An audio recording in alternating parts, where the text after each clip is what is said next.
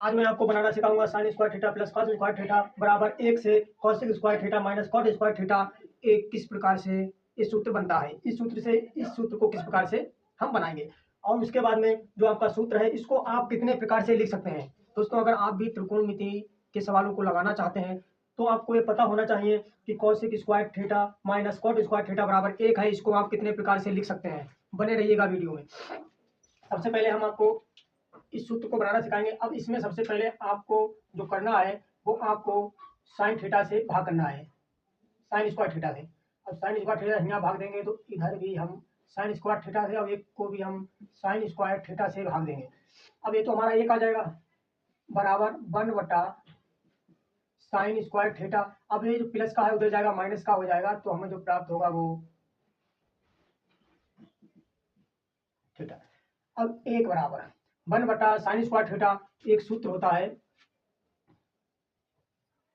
Sign square theta into cosec square theta बराबर 1। अगर मैं कॉसिक है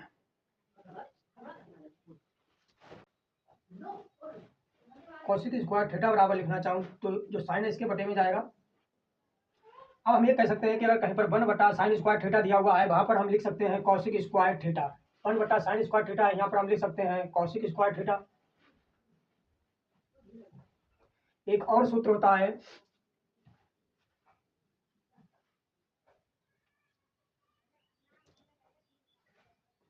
कॉट थीटा बराबर कॉस स्क्वायर थीटा बराबर साइन स्क्वायर थीटा। अगर कहीं पर कॉस स्क्वायर थीटा बटा साइन स्क्वायर थीटा है वहां पर हम लिख सकते हैं कॉट स्क्वायर थीटा। तो यहाँ पर हम लिखेंगे कॉट स्क्वायर थीटा। यही आपका सूत्र बन जाएगा। दोस्तों, अब इस सूत्र को आप कितने प्रकार से लिख सकते हैं, इस सूत्र को आप कितने प्रकार से लिख सकते हैं। तो इसको सबसे पहले जो बन है अब एक कॉट थीटा इधर लाएंगे तो प्लस का हो जाएगा कॉट स्क्वायर थीटा बराबर आपका बचा है कॉसिक स्क्वायर थीटा। एक प्रकार से आप इस प्रकार से इस सवाल को लगा सकते हैं। अगर आपको कहीं पर कॉसिक स्क्वायर थीटा दिया हुआ है वहां पर आप लिख सकते हैं 1 प्लस कॉट स्क्वायर थीटा। अगर कहीं पर आपको सवाल में 1 प्लस कॉट स्क्वायर थीटा दिया हुआ हो तो वहां पर आप लिख सकते हैं कॉसिक स्क्वायर थीटा। और इसे बहुत सारे प्रकार से लिख सकते हैं, यहाँ पर आपको बताएंगे। इसी सवाल को हम लिख सकते हैं 1 बराबर, इसको हम लिख सकते हैं cosec theta minus cot theta और ब्रैकेट में एक ब्रैकेट में लिख सकते हैं cosec theta plus cot theta. इस प्रकार से भी आप लिख सकते हैं।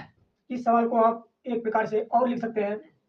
अभी से बहुत सारे प्रकार से लिखेंगे। अगला जो प्रकार होगा इस प्रकार से भी हम इस सवाल को लिख सकते हैं।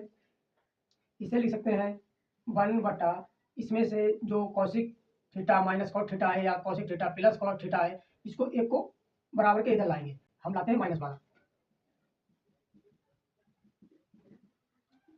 बराबर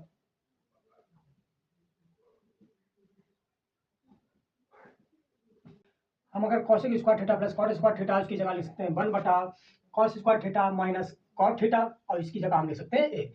अब इसी सूत्र को आप एक प्रकार अब और प्रकार से लिखेंगे। कॉट थीटा उधर ले जाएंगे और 1 इधर लाएंगे तो हम लिख सकते हैं कॉट थीटा स्क्वायर बराबर कॉसिक स्क्वायर थीटा माइनस 1।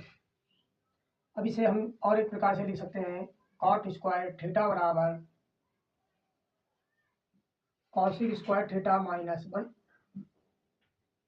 और एक ब्रैकेट में लिख सकते हैं कॉसिक थीटा प्लस 1। इसे एक प्रकार से हम और लिख सकते हैं कॉट थीटा बराबर इनमें से एक इसके बटे में लाएंगे और ऊपर जो बचा है वो बचा है कॉसिक थीटा प्लस 1। बटे में जो कॉट है एक इसके बटे में चला जाएगा। अब कॉट थीटा और कॉट थीटा के गुणा करेंगे तो हमको कॉट स्क्वायर थीटा प्राप्त हो जाएगा। इसकी गुणा करेंगे तो हमको ये प्राप्त हो जाएगा, इससे हमको ये प्राप्त हो जाएगा, इससे हमको ये प्राप्त हो जाएगा। इनका मतलब होता है अगर कॉट स्क्वायर थीटा कहीं आपको दिया हुआ है तो वहां पर आप कॉसिक स्क्वायर थीटा माइनस 1 लिख सकते हैं डायरेक्ट।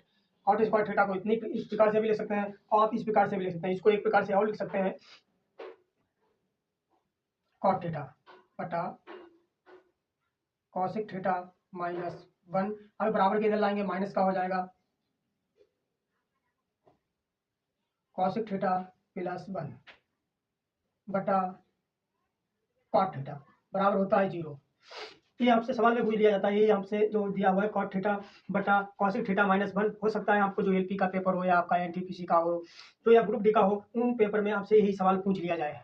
तो आपको कितने प्रकार से इस सवाल को आप लिख सकते थे, वो हर एक प्रकार मैंने आपको बिल्कुल बेसिक के साथ बताया है, विस्तार से बताया है, कौन सा अनुपात किसमें बदल सकते हैं।